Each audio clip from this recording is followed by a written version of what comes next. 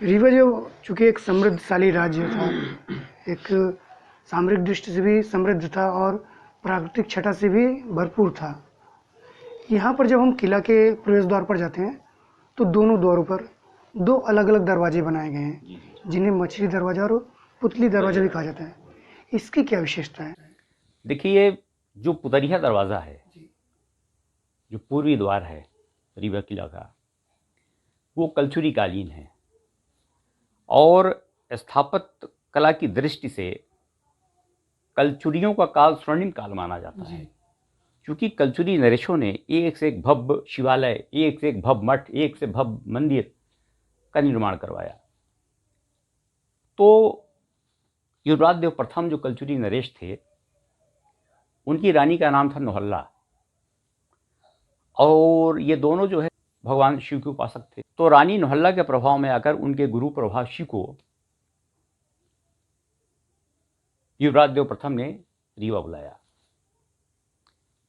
और विशाल मंदिर बनवाई गुर्गी में। महासाओं के पास जो ये गुर्गी जगह है, विशाल मंदिर बनवाई और उस मठ मंदिर में 50 गांव लगा दिए उनके राग भोग के लिए, चिराग के लिए, राग भोग के लिए।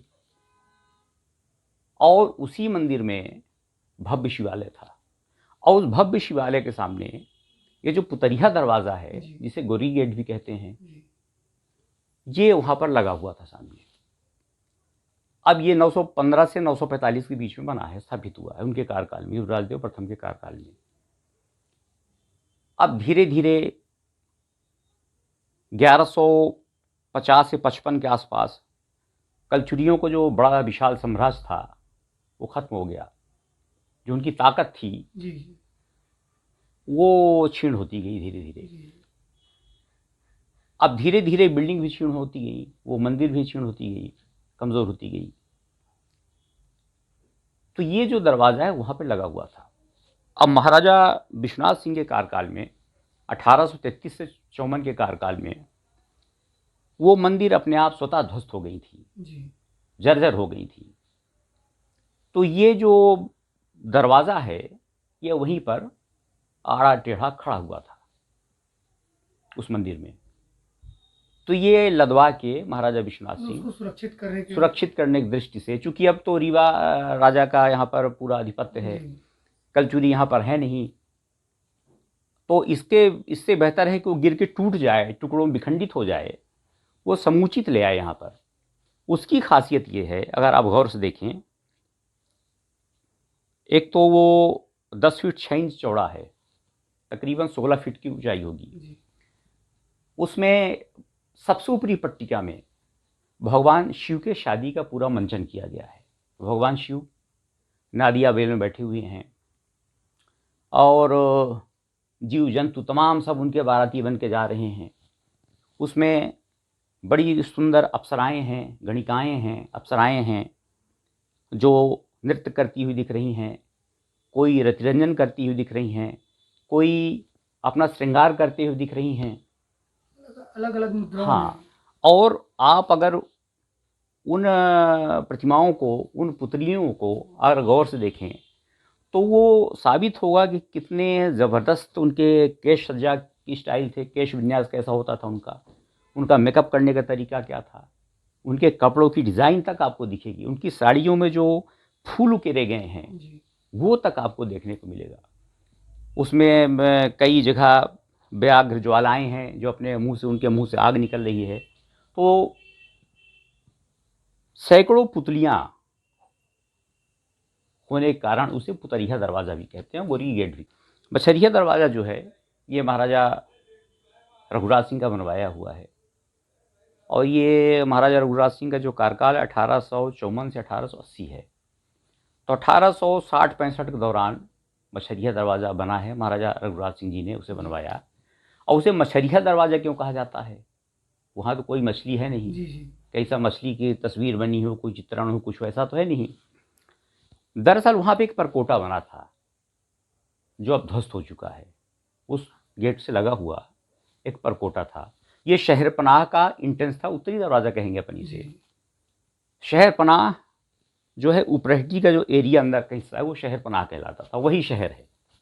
इधर बिछिया बसा हुआ है एक तरफ, दूसरी तरफ नदी के उस पार निपनिया बसा हुआ है, और इधर तरहटी बसा हुआ है। ये प्राचीन मोहल्ले हैं। तो आप जब मौजूदा कोतवाली की तरफ से जब उपरहटी की तरफ जाएं, वहाँ किला की तरफ घुसेंगे उस दरवाजे से, तो खलगा के पास कुछ ऐसा उसका सिर टाइप का था, जैसे सौर मछली होती है उसके जैसा सिर था उसका। वो जहाँ पे रोड का गोलंबर मिलता था और जो रोड की जो जाने की जो पट्टिका थी वो लगभग सौर मछली की तरफ या मछली की तरह दिखती थी, इसलिए उसे मछली है दरवाज़ा कहा जाता। कहते हैं कि रीवा जब हमारा ये शहर अगर आज भी हम देखते हैं तो ये चारों तरफ पहाड़ियों से घिरा हुआ है, और उस समय तो और अधिक दुर्गम स्थिति थी, चारों तरफ जंगल थे, चारों तरफ पहाड़। फिर जब रीवा को राजधानी बनाया गया उस समय पूरे रीवा राज्य का संचालन किस प्रकार किया जाता था, संदेश कैसे भेजे जाते थे? देखिए, संदेश के दो तरीके थे अपने यहाँ, तीन तरीके थे। एक तो या घुड़सवार घोड़े से जाके संदेश कर दे, तो ऐसा भी आसान नहीं था, क्योंकि इसके लिए एक समतल एरिया चाहिए, क्योंकि इतना आसान नहीं था। 1911 में महाराजा वेंकटरमन सिंह ने छुइया घाटी में रोड कटवाई है, तो रोड जाने के रास्ता बने हैं 1911 में, महाराजा वेंकटरमन सिंह जी ने बनवाया।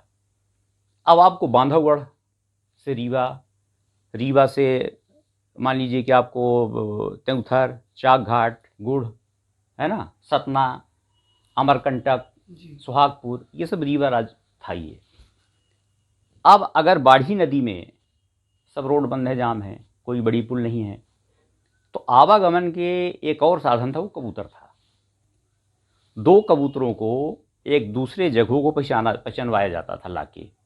ये कबूतर को ले जाते थे वहाँ पहचानवाते थे कि ये जगह पहचान ले, उसको यहाँ लाके पहचानवाते थे, और उनको खास ट्रेनिंग दी जाती थी खास तरीके से।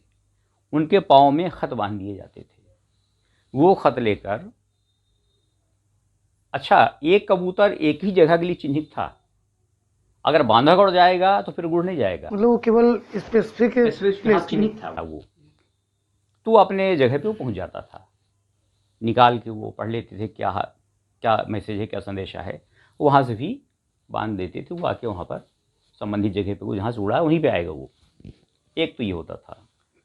दूसरा, अपने यहाँ चूँकि ऊंची ऊंची पहाड़ियों से घिरा था ये। हाँ, अब एक क्वेश्चन ये भी उठता है ना कि जैसे पहाड़ियों से घिरा हुआ है और कभी मौसम साफ है, कभी नहीं है, बिल्कुल। तो उस परिस्थिति में अगर अचानक कोई संदेश भेजना हो, घुड़सवार भी जा नहीं सकते हैं, कबूतर भी नहीं जा सकता, तब फिर देखिए, एक सिस्टम था यहाँ पर, हेलूर सिस्टम या सिग्नल सिस्टम जी। तो एक सिस्टम 1865 के पहले रीवा किला में लगा हुआ था, दूसरा छुइया घाटी में लगा, ये सब टॉप की जो ऊंचाई होती थी पहाड़ियों की उनमें लगता था। एक तेउथर में लगा हुआ था। हर 10-10 या 12-12 कोष में या 15-15 कोष जो होते थे उस ज़माने में, वहाँ लगाए जाते थे। तो ये जो लाइटिंग सिस्टम होता था, वहाँ शीशे जड़ित होते थे, शीशे लगे होते थे, तो ये सिग्नल करते थे, ये सिग्नल कोड होते थे, उसको डिकोड करते थे ये लोग, और जो जो ड्यूटी में होते थे वहाँ पर वो एक्सपर्ट होते थे इसके, कि अगर रीवा से 3 लाइट दाएं साइड में ऐसे ऐसे किया गया है तो उसका क्या मायने है, बाएं साइड में 2 लाइट किया गया ऐसे ऐसे तो उसका क्या मायने है, अगर ऊपर किया गया या एक लाइट किया गया, एक बार उसका शीशे से शीशे में वो फोकस मारा गया तो उसका क्या मायने है, तो वो समझ जाते थे। मान लीजिए कि राजा बांधवगढ़ में है या राजा अमरकंटक में है या सुहागपुर में है या कहीं भी हैं रीवा राज के अंतर्गत, आना उनको खबर जाना मुश्किल है, मुमकिन नहीं है, तो ये रीवा से सिग्नल चलते थे। तो रीवा वाला छुइया घाटी में दिया, छुइया घाटी ने पपरा घाटी में दिया, पपरा घाटी ने किसी और घाटी को दिया, एक चैनल के थ्रू ये सिग्नल पास होते थे, और वो समझ जाते थे कि राज्य में संकट है या राज्य में ज़रूरी हमें जाना है या कोई ज़रूरी काम है, वो समझ जाते थे। तो ये जो हैं इस तरह से। अच्छा, फिर 1865 के बाद ये जो अपना सिटी कोतवाली के पास जिसे लोग ये भी कहते हैं कि फांसी का जो घर है, हाँ, ये फांसी घर बिल्कुल नहीं है, यहाँ पर कोई फांसी नहीं दी गई। फांसी, एक तो चीज़ समझने की बात यह है कि फांसी एकांत में दी जाती है, और उसके लिए कोई बहुत नक्काशीदार, बहुत बड़ा, बहुत विशाल भवन बनाने की ज़रूरत नहीं होती है, ठीक है। वहाँ पर क्या हुआ था कि वो बिल्डिंग क्यों बनी? 1726 में महाराज छत्रसाल के बेटे हृदय शाह बुंदेला ने रीवा में हमला कर दिया और उसमें रीवा की हार हुई। जब रीवा की हार हो गई तो उसने वहाँ पर एक विजय द्वार बनवा दिया, उसको बुंदेलहा दरवाज़ा कहने लगे लोग।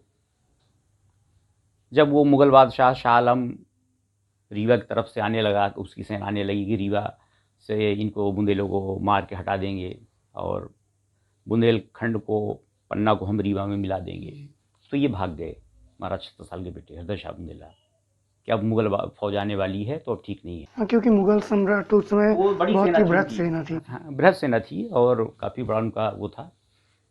तो उसमें क्या हुआ कि जब महाराजा रघुराज सिंह 1854 में गद्दी पे बैठे तो उनको ये गुलामी का प्रतीक लगता रहा बुंदेलहा दरवाज़ा।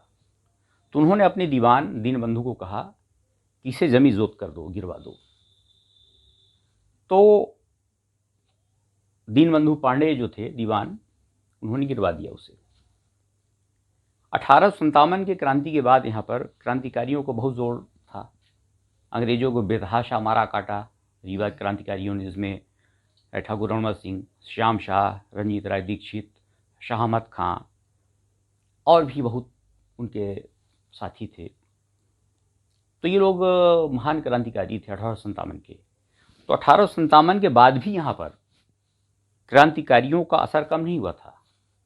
लिहाजा जब ये बिल्डिंग गिरी बुंदेलहा दरवाज़ा, तो अंग्रेज़ों ने वहाँ पर एक महाराजा रघुराज सिंह जी ने कहा कि हम एक वाच टावर बनवाएंगे। तो अंग्रेज़ों को अच्छा लगा, क्योंकि अंग्रेज ही सबसे ज़्यादा परेशान थे इन क्रांतिकारियों से, उन्हीं को नुकसान हो रहा था। उनके माल लूट लेते थे, उनके डाक लूट ली जाती थी और उनको गिरफ्तार कर लिया जाता था, उनको मार दिया जाता था अंग्रेज़ों को। तो एक तकरीबन 65 फुट ऊंचा वो बनाई गई। तो वहाँ पे एक हेलुड था, एक हॉलैंड की दूरबीन लगी हुई थी जो 5 फुट की थी, और वो दूरबीन 22 कोस तक की देखी जा सकती थी, निगरानी की जा सकती थी। तो वहाँ पे दूरबीन भी लगी हुई थी और वहाँ पे फांसी कभी नहीं हुई। वो बात है, केवल वाच टावर ही रहा वो। हाँ, केवल निगरानी, चारों तरफ फांसी निगरानी की जाती। तो उसके ऊपर चढ़ के आप गोविंदगढ़, गुड़, शारदा माँ की, माता जी की मंदिर और आसपास के चारों तरफ आप देख सकते हैं। आपने बघेलखंड का इतिहास लिखा और इस इतिहास को लिखने आपको काफ़ी मशक्क़त भी करनी पड़ी हो, और इस दौरान कई घटनाएं भी घटित हुई होंगी। कोई एक ऐसी घटना जो आप हमें बताना चाहें? देखिए, इसमें घटनाएं हमने 1994-95 से लिखना शुरू किया, और उस किताब को लिखने के लिए मुझे काफ़ी दूर दूर जाना पड़ा, दुर्गम जाना पड़ा। तो कई घटनाएं हैं इसमें। एक घटना ये है कि मैं 2004-05 में बांधवगढ़ पे किताब लिख रहा था। तो बांधवगढ़ में मैं और मेरे दोस्त अभय वर्मा, सुरेंद्र शर्मा और राजेंद्र प्रसाद मरड़िया जी, हम लोग अक्सर जाया करते थे। तो एक जगह जहाँ पे राजा रामचंद्र बघेल की चौकी है, जो जहाँ आप घूमने टहलने के बाद बैठा करते थे, तो मैं उसको नाप रहा था। वो लगभग 3 बाई 3 की है वो। तो अचानक मेरा पाँव, चूँकि एक झोला टांगे था और कैमरा लिया था और वो फीता उता वो सब नापने वाला लिया था, तो मेरा पाँव स्लिप हो गया। स्लिप हो गया तो मुझे लगा कि मैं मर गया, क्योंकि नीचे 1000 फीट से कम खाई नहीं थी गहरी वो।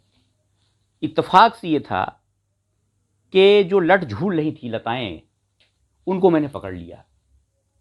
अच्छा, मेरे दोस्त जो है वो मंदिर के साइड थे, किले के साइड में थे।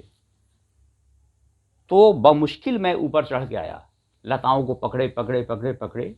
तकरीबन वहाँ से मैं 200 फीट की गहराई में तो घुस गया रहूँगा। तो इस तरह से एक बार जान बची। दूसरी घटना ये घटी कि जब मैं उसी सिलसिले में दूसरी बार मैं गया, तो किला जो बना हुआ है वो कलचुरियों के पहले का भी किला गुर्जर प्रतिहार कालीन भी कुछ निशानात हैं। तो उसमें कई लोगों ने बनवाया। गुर्जर प्रतिहार कालीन भी किला का हिस्सा कुछ है, कुछ कलचुरियों का हिस्सा है, उसमें कुछ बघेलों ने बनवाया, मोती महल वगैरह। तो वो टूट चुका है, ध्वस्त हो चुका है, लेकिन उसकी दीवारें करीब 12-12 फीट 10-10 फीट उसकी दीवारें मौजूद हैं किले की। तो मैं किले को नापने के सिलसिले में गया, तो एक जगह कुछ जानवर की महक जैसे कुछ आई। तो मैं दीवार के बाहर दीवार को इसे झांका जाके देखा, तो एक बाघिन पड़ी हुई थी। मैं दबे पांव चुप पे आ गया, बाघिन पड़ी हुई थी वहाँ पे। एक तो ये घटना हुई बचे बाघिन से। एक घटना ये घटी कि जिसका जिक्र अभी हमने किया है कि जो निगरानी मीनार है सिटी कोतवाली का, इसमें मैं, एक पांडे जी और एक मदन फोटोग्राफर मदन वर्मा और अभय वर्मा और एक मेरे और दोस्त थे, हम लोग जो है उसको नापने के लिए चढ़े फोटोग्राफर को लेके कि ऊपर से हम फोटोग्राफर करेंगे। तो एक टीआई साहब थे, बोले कि आप लोग जाइए, हम 5 आदमी नीचे बैठे हुए हैं। तो हमने कहा कि 5 आदमी आप लोग क्यों नीचे बैठे हुए हैं भाई? आप कहीं नहीं, 5 आदमी हम इसलिए बैठे हुए हैं कि जब आप वहाँ से गिरेंगे और मरेंगे तो पंचनामा के लिए हम लोग यहाँ पर रहेंगे। अच्छा, वहाँ पर सीढ़ी थी नहीं, जर्जर थी, तो हम लोग बमुश्किल, उसमें बरगद की लताएं थी, उसकी जो जड़ होती है, रूट होते हैं, वो झूल नहीं थी। तो पकड़ पकड़ के एक पाँव दीवार में तो एक टूटी सीढ़ी पे ऐसे करके हम लोग चढ़े ऊपर। और विकास पांडे नाम के एक मेरे दोस्त हैं, वो लाल शर्ट पहने हुए थे। तो मधुमक्खियों ने हमला कर दिया। अब साए साए की आवाज़ उसकी आने लगी, मधुमक्खियों का भगदड़ मच गई। अब किसी तरह जान बचा के हम लोग कूदते फांदते, बड़े मुश्किल से आए, नहीं लग रहा था कि मर जाएंगे। मतलब जो पुलिस वालों ने संभावना व्यक्त की थी, व्यक्ति वो हो गई। अब वहाँ पे कोतवाली के नीचे भगदड़ मच गई। तो हम लोग, एक वाजपेयी जी हुआ करते थे, उनके घर में घुसे। कोई किसी घर से रहा है, मतलब जो दरवाजा खुला दिखा, उसी घर में घुस गए और बंद कर लिया दरवाजा। और एक घटना वो घटी थी कि नदियों किनारे जो पंचायतन शैली के जो मंदिरें बनी हैं, वो लमानों की बनवाई हुई हैं। हर नदी किनारे ठहरते थे, वहाँ शिवालय वो स्थापित करते थे। तो एक जगह ये निपनिया, जहाँ पे आजकल आयुर्वेदिक कॉलेज बना हुआ है, इसके पीछे एक मंदिर का नाप जोख कर रहे थे। तो लोग बताया करते कि वहाँ कोई भूत रहता है, बताते थे कोई भूत रहता है वहाँ पे, कोई नहीं जाता है। और मैं अकेला था उस दिन। तो एक हिस्सा उसका गिर गया, तो मैं कमर तक दब गया। इत्तेफाक से कि वो मुझे लगा नहीं, लेकिन कमर तक दब गया। अब आने में दिक्कत हो रही थी मुझे। तो एक चरवाहे को बुलाया हमने कि भाई आओ बचाओ मुझे, मैं फंस गया हूँ यहाँ पे। तो वो सोचा कि ये भूत बोल रहा है, क्योंकि भूत कहते भूत है वहाँ पे, दिमाग में था भूत है। बोले कि ये भूत बोल रहा है, भूत बुला रहा हमको। तो और तेज भगा वो। तो हमने देखा कि वो कोई टांगी, कोई हंसिया, कोई कुल्हाड़ी लेके आ रहे हैं, लोहे की चीज़। ऐसा लोगों की मान्यता है कि भूत जो है लोहे से भागता है। अरे साहब, भूत लोहे से क्यों भागेगा? पर ऐसा पुरान ज़माने में ऐसा मान्यता थी। उसमें एक हमारे मित्र भी थे। अच्छा, वो हमें मारने आ रहे थे, भूत को मारने आ रहे थे। उसमें उन्होंने देखा, पांडे जी ने, कि ये तो असद भाई हैं। तो बोले कि हाँ, ये भूत ना हुई, हमारे मित्र हैं ये। तो इस तरह से, तो कहने का मतलब ये है कि बड़ी विचित्र घटनाएं घटी हैं और जान से भी बचे हम। काफ़ी कुछ घटनाओं को देखना पड़ा, काफ़ी कुछ झेलना पड़ा। बहुत ज़्यादा। आपने रीवा के इतिहास में एक गजरथ का भी उल्लेख किया हुआ है कि यहाँ एक रथ रहता था जो कि हाथियों से चलता था। देखिए, यहाँ पे एक गजरथ था और अभी भी निशानी उसकी है गोविंदगढ़ में। गजरथ बनाने की जो शुरुआत करी थी वो महाराजा रघुराज सिंह जी थे। लेकिन इसके पहले कि पूरा गजरथ बन जाता 1880 में, 1880 में स्वर्गवासी हो गए। उसके बाद महाराजा वेंकटरमन सिंह जुदेव, जब 1895 में उन्हें राज्य अधिकार मिला, तो उन्होंने उस गजरथ को एक भव्य रूप दिया और बनवाया। और 1911 में चूंकि अंग्रेज राजधानी कलकत्ता ले गए थे, हिंदुस्तान की राजधानी, तो जब 1911 में जॉर्ज पंचम आया हिंदुस्तान, तो राजधानी कलकत्ते से दिल्ली फिर से पुनर्स्थापित की गई। तो बड़ा हिंदुस्तान के राजा महाराजाओं को बुलाया गया, बड़ा तैयारी की गई, लाव लश्कर गया। तो 563 लोग रीवा से गए थे। उसमें हाथी, घोड़े, हर तरह के, और 563 लोग गए। बैंड, म्यूजिक, ये वो तमाम सब गए, म्यूजिक पार्टी। तो ये गजरथ भी गया था, और महारानी के लिए एक जनाना गजरथ भी होना था जो रखा हुआ है। तो जब ये गए दिल्ली, और पर परिचय सभी एक दूसरे से हुआ राजाओं से, इनका भी अलग टेंट कैंप था, पूरे इनके लोग थे। तो इनका जो जनाना गजरथ, तो जॉर्ज पंचम की महारानी को वो पसंद आ गया, तो उसी में उनकी सवारी निकली। इसका मतलब है कि ये परेड टाइप में हो रहा था क्या? हाँ, ये परेड तो था ही, इंस्पेक्शन कर रहे थे वो जा जाके पूरे जगह, चूंकि कैंप अब पूरे हिंदुस्तान के राजे महाराजे लाल लश्कर के साथ में हैं, तो जाहिर बात है कि कई किलोमीटर के एरिया में ये पूरा कैंप पड़ा हुआ था 1911 में। तो महारानी जो थी वो रीवा के गजरथ में बैठकर इंस्पेक्शन में गए, और जो जॉर्ज पंचम थे कुछ दूर तक रीवा के गजरथ में बैठे, जो दो हाथियों से चलता था वो। अब बड़ा ही खूबसूरत, बड़ा ही भव्य है। आज भी वो गोविंदगढ़ किला में जर्जर हालत में रखा हुआ है। रीवा में एक वेंकट भवन भी बनवाया गया था, जो कि आपके पूर्वजों का उसमें विशेष योगदान भी रहा, और वहाँ पर सुरंगें भी हैं। इसका क्या औचित्य था? देखिए, वेंकट भवन जो बना वो राहत काल के दौरान बना। यहाँ पर अकाल 1894-95 में अकाल पड़ गया, लोग दाने दाने के लिए मुहताज होने लगे। कुछ राज्य की ओर से महाराज वेंकटरमन सिंह जी ने दिया, लेकिन यहाँ से मजदूर वर्ग जो था, शिल्पकार मजदूर वर्ग, ये पलायन कर गए और वहाँ पर गए भोपाल में काम करने। बेगम भोपाल जो थी ताजुल मसाजिद मस्जिद तामीर करवा रही थी, तो रीवा महाराज को चीफ गेस्ट के तौर पे बुलाया कि आप आइए और देखिए महाराज, हम मस्जिद तामीर करवा रहे हैं। तो रीवा महाराज गए, वेंकटरमन सिंह जुदेव। तो जो रीवा शिल्पकार और कारीगर थे, काम छोड़ के सब हजूर साहब सलाम करने लगे, क्योंकि साहब सलाम रीवा राज का अभिवादन है जो कबीर पंथ से प्रभावित है। तो कहीं अरे ये तो रीवा है, अपना पंच यहाँ कैसे आए? तो उन्होंने कहा कि हजूर अकाल के दौरान काम धाम नहीं है, तो हम लोग आ गए। बहर उन्होंने कहा कि चलिए आप लोग रीवा, हम काम देते हैं आपको। तो उन्होंने हैरिसन नाम के अंग्रेज को बुलाया और एक भव्य महल बनाने का हुक्म दिया। हैरिसन ने एक बड़ा शानदार नक्शा बनाया और वेंकट भवन बनवाया। वेंकट भवन बना, हजारों कारीगर उसमें काम। मतलब कहने चाहिए कि जो कारीगर यहाँ से पलायन कर चुके थे, उनको पुनः स्थापित करने के लिए वेंकट भवन बनवाया गया। सुरंगों का जो क्या औचित्य था, आपने पूछा, जो सुरंगों का बहुत महत्वपूर्ण रोल था उसमें। महल बनने का किस्सा अलग है, सुरंगों का अलग है। चूँकि यहाँ पे 3 हमले हो चुके थे। एक ओरछा के राजा पहाड़ सिंह बुंदेला ने 1650 में हमला किया। दूसरा महाराज छत्रसाल के बेटे ने, हृदय शाह बुंदेला ने, यहाँ पर 1726 में हमला किया।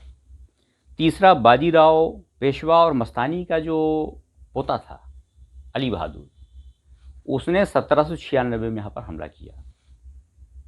तो ये सब हम लोग का, चूंकि फौजी नरेश थे महाराजा वेंकटरमन सिंह जुदेव, तो उनके दिमाग में ये पूरा प्लानिंग थी कि हम अपना ज़्यादा से ज़्यादा मजबूत करें अपनी सेना को, ज़्यादा से ज़्यादा सुरक्षित इमारतें बनाएं जो संकटकालीन काम आ सकें।